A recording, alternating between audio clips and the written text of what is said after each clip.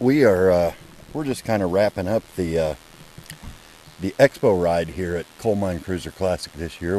We're here talking with Don Dial, who you didn't necessarily organize it this year, but you kind of got roped into leading us around. Is that right? I was the last name is Deal, but that's okay. Deal. I'm sorry. Deal, Dial, Deal Pickle. I've been called a lot worse. That's all right.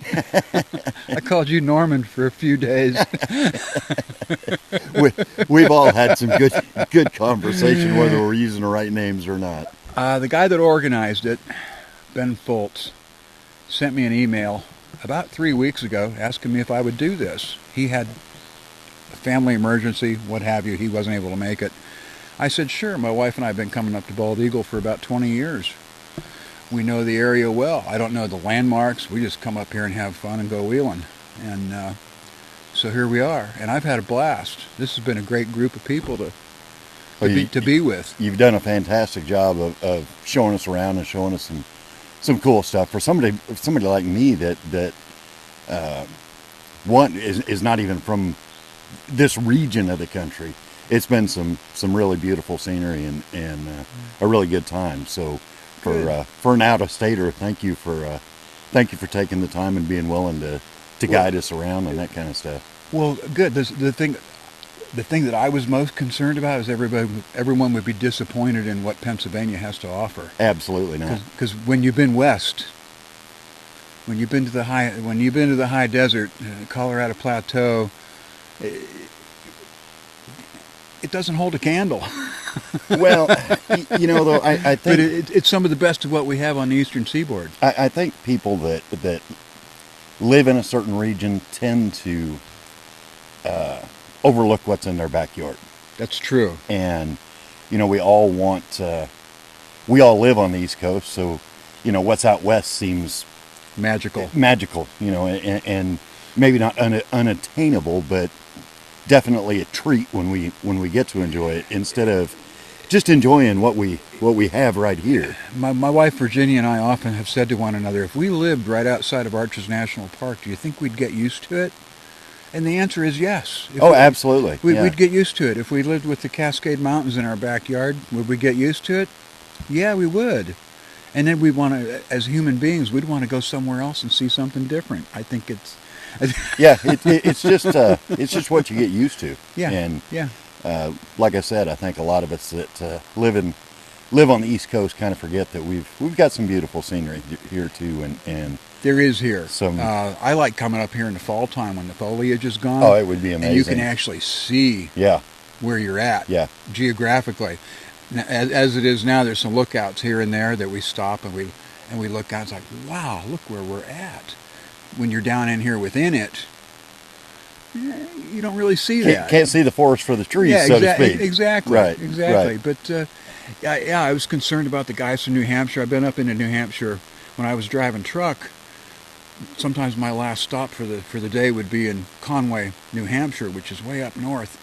And my fellow drivers would think I was nuts because I'd be coming south out of Conway, make a right-hand turn and go through the White National Forest to get back over to 91 South. And they thought you're taking that big truck through there? Well, it's legal. I'm empty. It's gorgeous. Have you ever gone that way? No, I won't go that way, blah, blah, blah. It's like, that's one place on our list, is to get back up there and camp up there instead of just having to drive through in a big truck. Right. But, yeah. Well, this trip, the past few days, has convinced me that I've been wanting to get up into the Northeast here and do some exploring, and this trip has convinced me that needs to move up my priority list. And we've only seen a very small part of this this state forest here. It's the largest state forest in the United States. Well, that's awesome. And we've only explored the southern end of it. Just the tip of it. Yeah, just the tip of it. So hopefully it's spurred enough interest for people to want to come back up here and do some more exploring here, because there's a lot to be had. Well, speaking of spurring interest, after this was kind of the inaugural year of this for Coal Mine Cruiser Classic, this expo run. Is this something that you'd like to see them continue in the future? I think Ben and I will have sparring matches over who's going to lead the next one. There you go. There you go. I've had a blast. What a great group of people, and it's I have a tight circle of friends. You know, it boils down to maybe 2 or 3 best friends in your life. We don't have this in common. And when I get out here with other people that have the Land Cruiser thing and the backcountry exploring thing in common, it's a wonderful thing Sure. to be out here with people we have things in common with. Sure, absolutely. Well, Don, everybody's trying to get tore up and get back on the trail and kind of get headed back to camp. So I won't bother you anymore. I just wanted to catch up with you for a few minutes. No bother at all. We could talk for an hour, I'm sure. Well, we've talked for several hours, and I've enjoyed every bit of it. But we'll let you go so you can get camp tore down and get back on trail. Thanks a lot. Have a good time. All right. Thanks, Don. Be safe.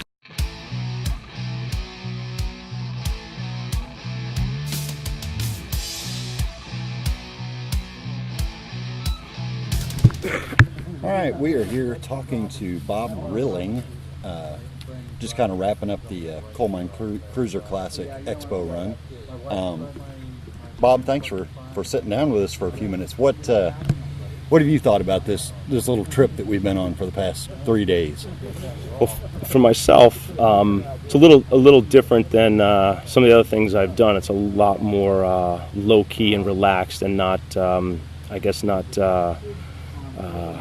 point oriented. We're kind of just doing our thing, and it's a great little bonding experience for my son and I, who's here. He's 8 years old.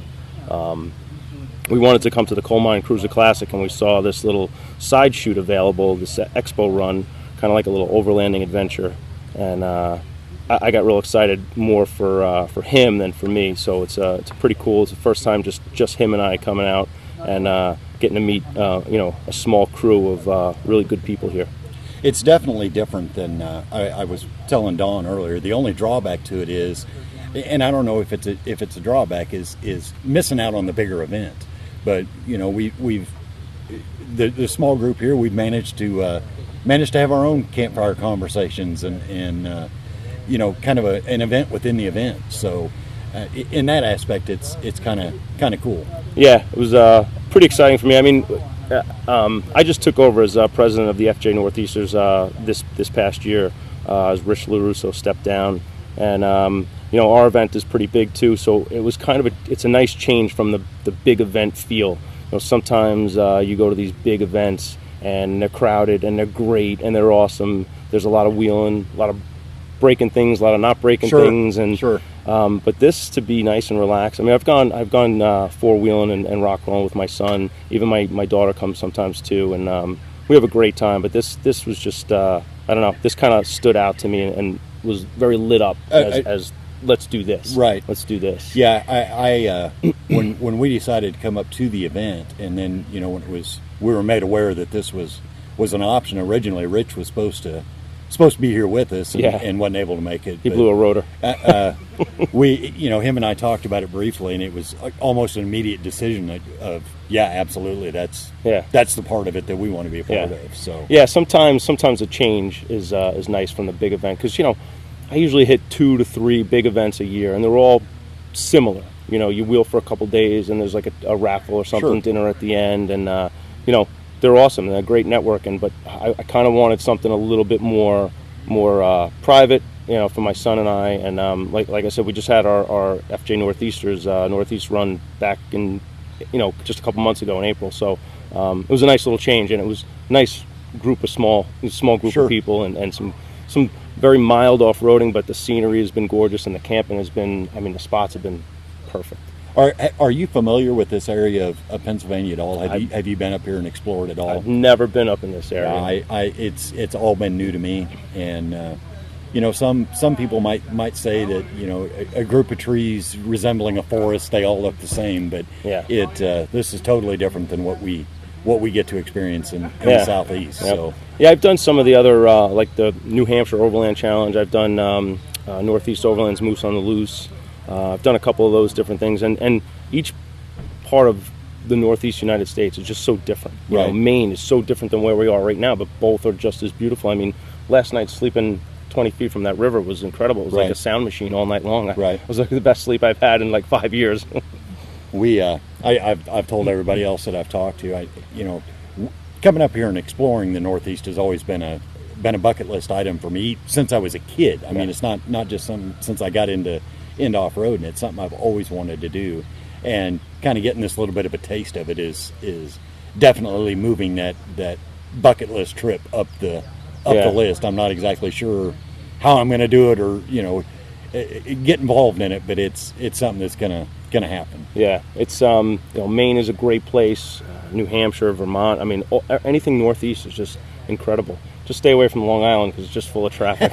That's all you get. Gorgeous beaches and lots of traffic. There you go. People rushing everywhere.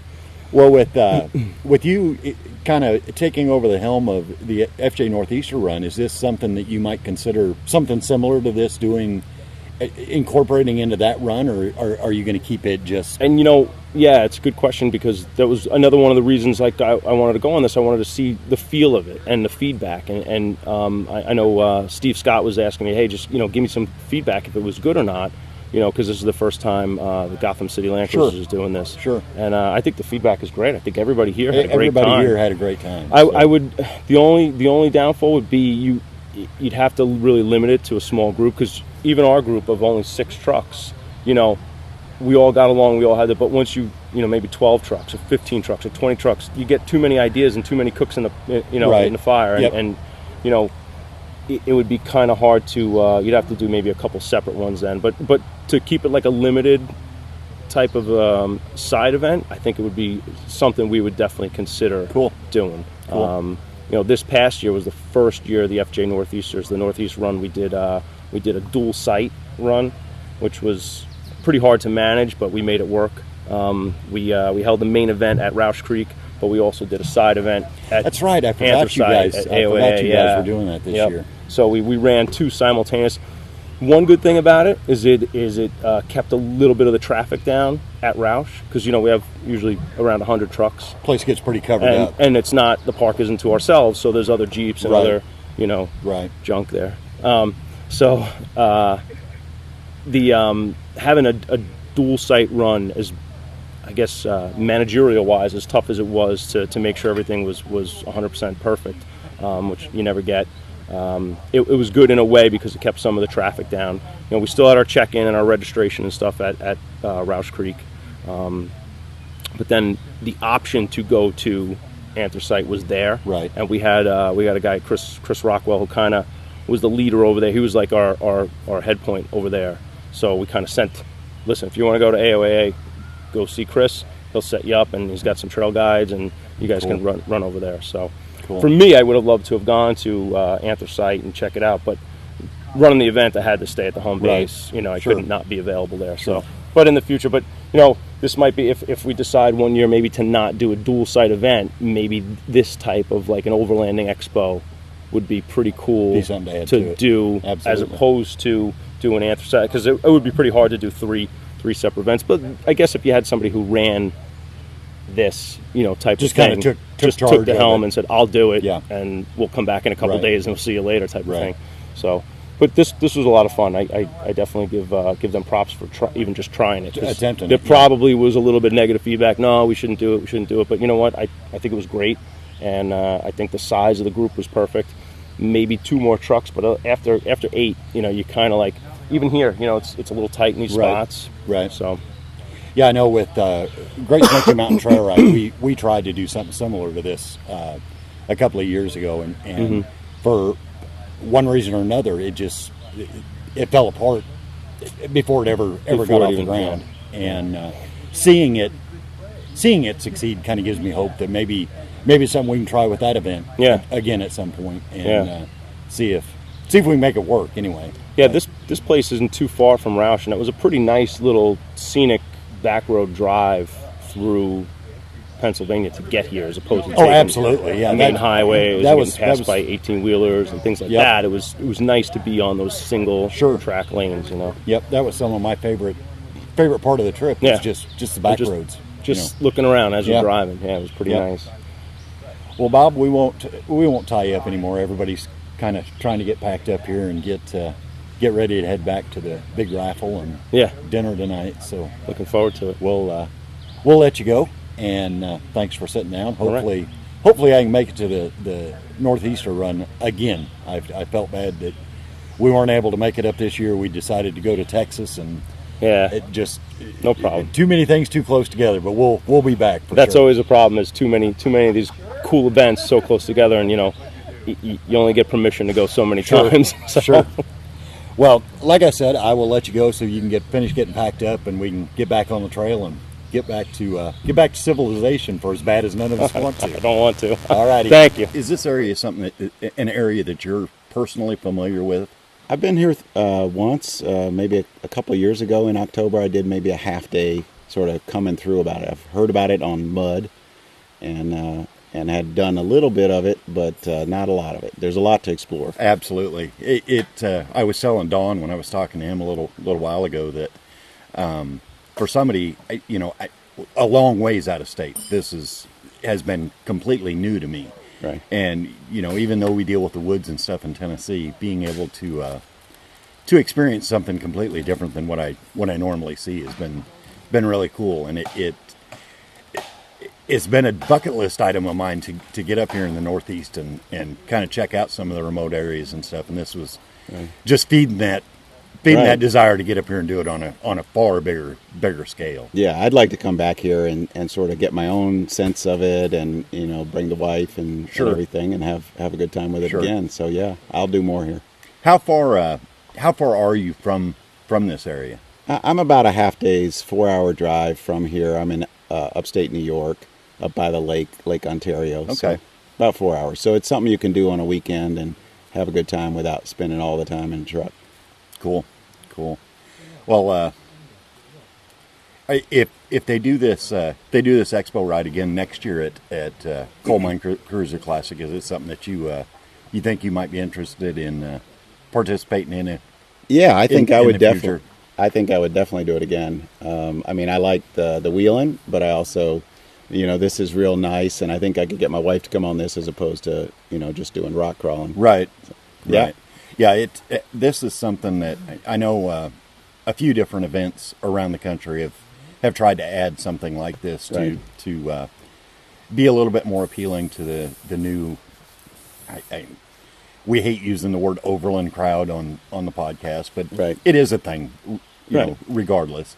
And like I said, a lot of events have tried to incorporate something like this to be a little more inclusive of that group, and that's good to see, because the people that like to get out and just explore and aren't so much into the hardcore wheeling side of it. It's a big appeal. It's kind of sad that in order to do this, that we're not around the event.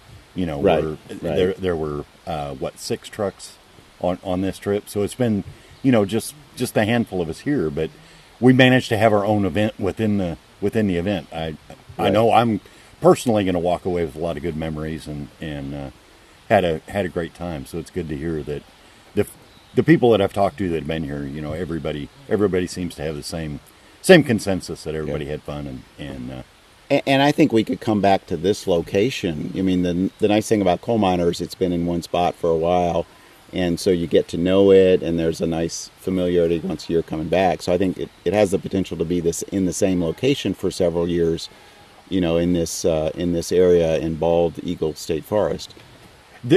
There's enough, like you had just mentioned a few minutes ago, there's enough of this park. We didn't explore a portion of it. We got maybe a quarter, of it sort of, and you don't have in your head, and you don't say, hey, because you can put together the same routes in a different way and have a different experience. Right, exactly. Right. Yeah, I hope for the organizers of Coal Mine Cruiser Classic that this is something on the. I think it is on their agenda to keep doing it. It's definitely something that I would make an attempt to get back up here. It's a long drive for me to get up here, but I've had a great time and glad I made it. If I come back next year, hopefully my trailer will be a little more equipped for the trip. But it's been a good time here regardless. Yeah, I agree. All righty, Cliff. Well, everybody's trying to get tore down here and get ready to get back to the raffle dinner and stuff tonight. So I won't tie you up anymore. Thank you for a few minutes. Well, thank you. It was good talking to you. Hope to see you again. All right. All right.